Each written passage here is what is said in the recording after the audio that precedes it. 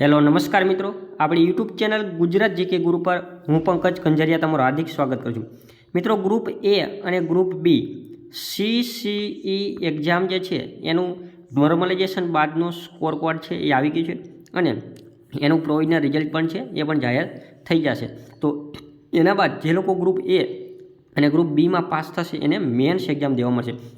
Group એની જે exam જે છે એ ડિસ્ક્રિપ્ટિવ છે, એટલે કે લેખિત છે, એની અંદર નિબંધ એવું બધું લખવાનું. અને ગ્રુપ બીની જે મેન્સ છે એ MCQ વાળી છે. તો આ બંનેનો સિલેબસ શું છે, એની સંપૂર્ણ તૈયારી વગેરે માટેની જે માહિતી છે આપણે આ વિડીયોની અંદર જોવાના છીએ. વિડીયો શરૂ કરતાં પહેલાં ચેનલ પર નવા હોય ચેનલને સબસ્ક્રાઈબ કરી લો. વિડીયો સારો લાગે તો લાઇક કરો, તમારા મિત્રો જોડે શેર કરી શકો છો. તમારા નોર્મલાઇઝેશન બાદના કેટલા માર્ક છે એ પણ તમે કોમેન્ટની અંદર જરૂર બતાવી શકો છો. તો સૌપ્રથમ આપણે ગ્રુપ બી જે છે એની લેખિત પરીક્ષા એટલે MCQ વાળી લેખિત પરીક્ષા છે એનો સિલેબસ આપણે જોઈએ.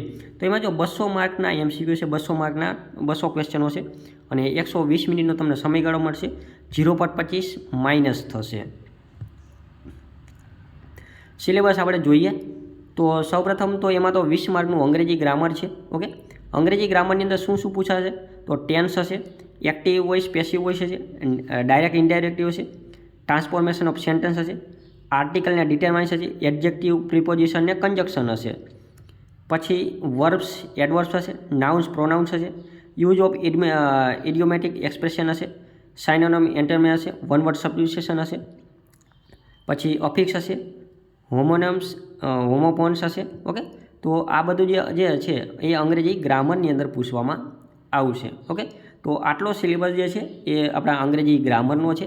તો આ તમારે ખાસ નોટ કરી લેવાનો છે. ઓકે, તો આના MCQ આમાં પૂછાશે ઓલ ટાઈપ્સના. અને લેખિત ટૂંકમાં મેન્સ એક્ઝામ છે એટલે એ પ્રમાણે પણ તમારે એની તૈયારી ખાસ કરવાની રહેશે. ગુજરાતી ગ્રામર પણ 20 માર્કનું છે. તો એમાં શું શું પૂછાય છે તો રૂઢિપ્રયોગનો અર્થ આપો, કહેવતનો અર્થ આપો, સમાસનો વિગ્રહ કરો, છંદ, અલંકાર, શબ્દ સમૂહ માટે એક શબ્દ આપો, જોડણી સુધી, લેખન સુધી. ઓકે, સંધિ જોડો કે છોડો, સમાનાર્થી શબ્દો, વિરુદ્ધાર્થી શબ્દો. તો આ ગુજરાતી ગ્રામરની અંદર છે. તમને એક પ્રશ્ન થાય કે આ અંગ્રેજી ગ્રામર છે 20 માર્કનું, તો એના માટે મારે શું કરવું જોઈએ, કઈ બુક વાંચવી જોઈએ, તો એ પણ હું તમને સજેશન છે એ તમને કરી આપું છું. ઓકે, અક્ષરની ઇંગ્લિશ ગ્રામરની બુક આવે છે એ પણ સારી એક આવે છે. ઓકે, અથવા તો યુવા ઉપનિષદની પણ બુક આવે છે અંગ્રેજી ગ્રામરની, એ તમે વાંચી શકો છો. વિડીયોની નીચે એક બુકની લિંક્સ પણ હું તમને શેર કરી દઉં છું, ત્યાંથી તમે ડાયરેક્ટ પરચેસ કરી શકો છો ઓનલાઈન. અને આ ગુજરાતી ગ્રામર માટે તમે વ્યાકરણ વિહાર ઓકે, વ્યાકરણ વિહાર બુક જે છે એ તમે રીડ કરી શકો છો. ગુજરાતી ગ્રામર માટે બેસ્ટ છે. અથવા તમે GCRT NCERT પણ વાંચી શકો છો, અથવા તો તમે અક્ષર પ્રકાશનની પણ ગુજરાતી ગ્રામર બુક જે છે તમે વાંચી શકો છો. આગળ જોઈએ રાજ્ય વ્યવસ્થા અને RTI. તો એ 30 માર્કનું છે. તો આમાં બંધારણમાં શું છે, GPSC ટાઈપ જેવું આખું સિલેબસ આપ્યો છે. તો ભારતીય બંધારણનો ઉદ્ભવ એમાં બધું અલગ અલગ છે. સંઘ અને રાજ્યના કાર્યક્ષેત્રો, ભારતમાં ન્યાયપાલિકા કોર્ટ, બરાબર. પછી બંધારણીય સંસ્થાનો સત્તા, કાર્યો અને એ બધું બંધારણીય સંસ્થાઓ મતલબ કે UPSC છે. ઓકે, ચૂંટણી પંચ છે વગેરે. પછી વૈધાનિક, નિયમનકારી અને અર્ધન્યાયિક સંસ્થાઓની વાત કરવામાં આવેલી છે. ઓકે, પછી સ્થાનિક સરકાર હોય, નગરપાલિકા, મહાનગરપાલિકા વગેરે, પંચાયતી રાજ, કેન્દ્ર અને રાજ્ય સરકારની અગત્યની નીતિઓ અને કાર્યક્રમો, જાહેર માહિતી અધિકાર અધિનિયમ, RTI Act 2005. તો આના વિશેનું આખું જે બંધારણનું 30 માર્કનું આમાં પૂછાશે. તો આના માટે તમે કઈ બુક વાંચી શકો છો તો શહેજાદ કાજી. ઓકે, શહેજાદ કાજી સરની જે બંધારણની બુક આવે છે એ પણ તમે વાંચી શકો છો. અને યુવા ઉપનિષદની જે બુક આવે છે, યુવા ઉપનિષદની બુક આવે છે એ પણ તમે આ બંધારણ માટે વાંચી શકો. અને યાદ રાખજો 30 માર્કનું બંધારણ છે, ખાસ અગત્યનું છે. ઓકે, તો વિડીયોની નીચે એની પર આ બુકની લિંક પણ આપેલી છે, ત્યાંથી તમે જોઈ શકો છો. પછી હવે આવે છે બીજું ઇતિહાસ. 30 માર્કનો ઇતિહાસ, ભૂગોળ ને સાંસ્કૃતિક વારસો. આ પણ મહત્વનું છે. ઓકે, ઇતિહાસમાં શું છે તો કે જો સિંધુ ખીણની સભ્યતામાં જો બધા ટોપિક આપી દીધા છે કે આ ટોપિક આવી રીતના તમારે પૂછાશે. તો સિંધુ ખીણની સભ્યતા એમાં ખાસ કરીને ગુજરાતના સંદર્ભમાં વધારે પૂછાશે. વૈદિક યુગમાં જૈન ધર્મ અને બૌદ્ધ ધર્મ, ગુજરાતના રાજવંશો, મૈત્રક વંશ, સોલંકી વંશ અને વાઘેલા વંશ. ઓકે, ગુજરાતના રાજવંશો એમાં મૈત્રક વંશ, સોલંકી વંશ ને વાઘેલા વંશ. પછી 1857 ભારતનો સ્વાતંત્ર્ય સંગ્રામ, અને એમાંય ખાસ કરીને ગુજરાતના સંદર્ભમાં વિશેષ પૂછાશે. પછી 19મી સદીમાં ભારત અને ગુજરાતમાં ધાર્મિક અને સામાજિક સુધારા આંદોલનો, પછી ભારતની સ્વતંત્રતા માટેની ચળવળ, ભારત અને વિદેશમાં ભારતીયો ક્રાંતિકારીઓ, મહાત્મા ગાંધીજીના એકાદશ વ્રતો 11 વ્રતો, ઓકે, રચનાત્મક કાર્યક્રમો, હિન્દ સ્વરાજ, આ વગેરે છે.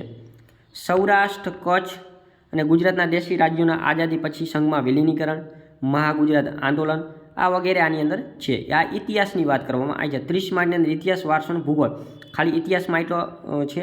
પછી હવે આપણે જોઈએ સાંસ્કૃતિક વારસો. તો ભારત અને ગુજરાતનો સાંસ્કૃતિક વારસો, કળા સ્વરૂપો, સાહિત્ય, સંગીત, શિલ્પ અને સ્થાપત્ય. ગુજરાતમાં મેળા, ઉત્સવો, ખાણીપીણી, પોશાક અને પરંપરાઓ. ગુજરાતની લોકનાટ્ય કળા, ભવાઈ. ગુજરાતી સાહિત્ય સંસ્થાઓ, ગુજરાતના સંગ્રહસ્થાનો, પુસ્તકાલય, ગુજરાતના તીર્થસ્થળો અને પર્યટનો. તો આટલું આ સાંસ્કૃતિક વારસામાં છે. પછી આપણે ભૂગોળમાં છે. તો ભૂગોળમાં સામાન્ય ભૂગોળ પસાર છે. સૂર્યમંડળના ભાગરૂપ, પૃથ્વીની રચના, દરિયાઈ, મહાસાગરો વગેરે.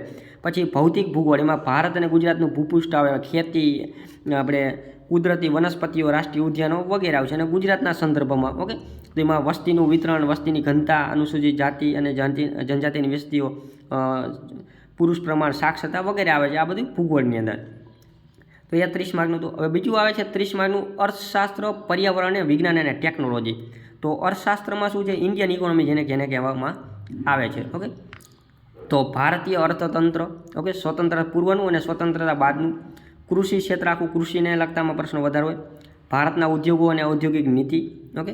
ભારતીય અર્થતંત્રમાં આંતરમાળખું, ઉર્જા, બંદરો, માર્ગ, હવાઈ માર્ગો, રેલવે, આ વગેરે વગેરે જે ઇન્ફ્રાસ્ટ્રક્ચર જેને કહેવામાં આવે છે.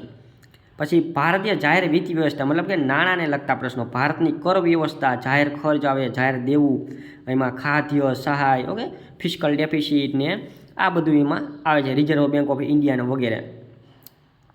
પછી પર્યાવરણમાં રાષ્ટ્રીય અને આંતરરાષ્ટ્રીય કક્ષાએ પર્યાવરણની જાળવણી માટેની નીતિઓ હોય, પર્યાવરણ ક્ષેત્રની મહત્ત્વની સંસ્થાઓ વગેરે. વન અને વન્યજીવ સંરક્ષણ, ક્લાઇમેટ ચેન્જ, જળવાયુ પરિવર્તનને લગતા પ્રશ્નો, આપત્તિ વ્યવસ્થાપન વગેરે. અને વિજ્ઞાન અને ટેકનોલોજી, તેમાં રોજબરોજના જીવનમાં સામાન્ય વિજ્ઞાન આવે, ભૌતિક વિજ્ઞાન, રસાયણ વિજ્ઞાન, જીવ વિજ્ઞાન વગેરે. ઓકે, પછી સંરક્ષણ ક્ષેત્રે ટેકનોલોજી, મતલબ કે સ્પેસ છે, ઓકે, DRDO જે છે, આપણે મિસાઇલ જે છે, અલગ અલગ જે સ્ટીમરો છે, આપણે જે ફાઇટર પ્લેન છે, આપણી પનડુબ્બી જે છે, ઓકે, સબમરીન વગેરેને લગતા ક્વેશ્ચન હોય. અંતરિક્ષ અને અવકાશ ક્ષેત્રે સ્પેસ, ઇન્ડિયન સ્પેસ અને ભારતની ઉર્જા નીતિ, ઓકે, અણુ બોમ્બને લગતા, એ બધું વગેરે બધું વિજ્ઞાન આમાં ઉર્જા નીતિમાં આવે. પછી પ્રાદેશિક, રાષ્ટ્રીય અને આંતરરાષ્ટ્રીય કક્ષાની મહત્ત્વની સાંપ્રત ઘટનાઓ. 30 માર્કનું કરંટ અફેર છે, યાદ રાખો. 30 માર્કનું કરંટ અફેર છે, ઓકે, ગુજરાતનું, ભારતનું ને આંતરરાષ્ટ્રીય કક્ષાનું. અને 40 માર્કનું આપણું સામાન્ય બૌદ્ધિક ક્ષમતા, એટલે ગણિત અને રીઝનિંગ 40 માર્કનું આમાં છે, યાદ રાખી લેજો. ઓકે, તો આમાં શું છે? તો તાર્કિક અને વિશ્લેષણાત્મક ક્ષમતાઓ, સંખ્યાની શ્રેણીઓ, ઉકેલો અને સંબંધક વિષયો, ઘડિયાળ, કેલેન્ડર, ઉંમર સંબંધિત પ્રશ્નો, સંખ્યા વ્યવસ્થા અને તેના માનક્રમ, ઓકે. પછી માહિતીનું અર્થઘટન, માહિતીનું વિશ્લેષણ, માહિતીની પર્યાપ્તતા અને સંભાવના. પછી સરેરાશ, મધ્યક, મધ્યસ્થ, બહુલક, ભારિત સરેરાશ, ઘાત અને ઘાતાંક, વર્ગમૂળ, ઘનમૂળ, ગુસા, લસા, ટકા, સાદું વ્યાજ, ચક્રવૃદ્ધિ વ્યાજ, નફા નુકસાન, ઓકે. સમય અને કાર્ય, સમય અને અંતર, ઝડપ અને અંતર, ઓકે. તો આ વસ્તુ થઈ 200 માર્કની, ઓકે. તો આમાં આપણે બુક સજેસ્ટ કરવાની રહી ગઈ છે. તો આમાં આપણે કઈ બુક સજેસ્ટ કરી શકીએ છીએ? તો જો ઇતિહાસ માટે તમે યુવા ઉપનિષદની બુક જે છે એ તમે વાંચી શકો છો. આ સિવાય બીજી પણ ઘણી બધી બુક આવે છે, ઓકે. સાંસ્કૃતિક વારસામાં પણ તમે યુવા ઉપનિષદની બુક જે છે વાંચી શકો છો. ભારત અને ગુજરાતનો સાંસ્કૃતિક વારસાનો. ભૂગોળમાં પણ એવું છે. ભૂગોળમાં યુવા ઉપનિષદ અને શહેજાદ કાજી બંનેની બુક તમે રીડ કરી શકો છો. અર્થશાસ્ત્રમાં તમે વર્લ્ડ ઇનબોક્સની બુક વાંચી શકો છો. વર્લ્ડ ઇનબોક્સની અથવા તો યુવા ઉપનિષદની બુક જે છે એ તમે રીડ કરી શકો છો, ઓકે. વિજ્ઞાનમાં પણ વર્લ્ડ ઇનબોક્સ અને યુવા ઉપનિષદની બુક વાંચી શકો. કરંટ અફેરમાં તો અલગ અલગ મંથલી મેગેઝિન આવતા હોય છે. અને સામાન્ય બૌદ્ધિક ક્ષમતા, એમાં વર્લ્ડ ઇનબોક્સની તમે બુક વાંચી શકો છો અને યુવા ઉપનિષદ પ્રકાશનની પણ બુક તમે રીડ કરી શકો છો. તો આ વાત થઈ આપણે ગ્રુપ એની, ગ્રુપ બીના સિલેબસની વાત થઈ. હવે આપણે વાત કરીએ ગ્રુપ બીના સિલેબસની, ઓકે.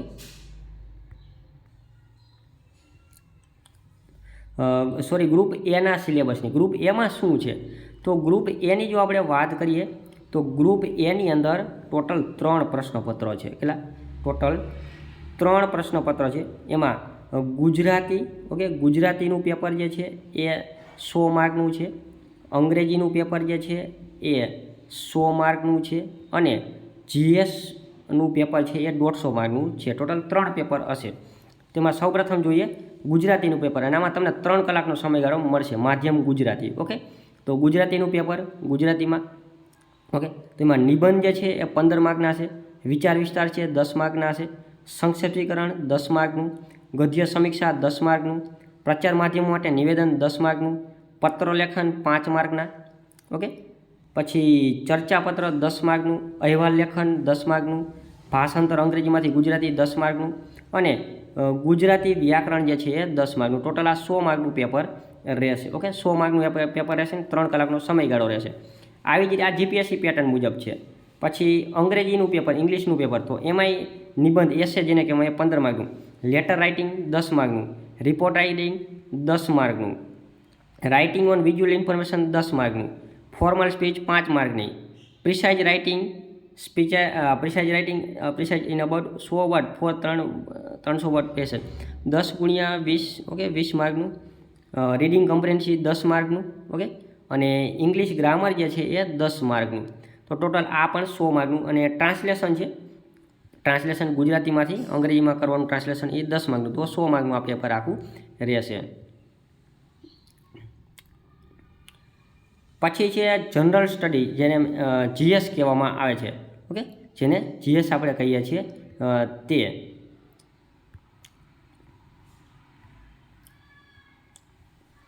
ઓકે, તો જીએસમાં શું છે, તો એ પણ 3 કલાકનું પેપર હશે.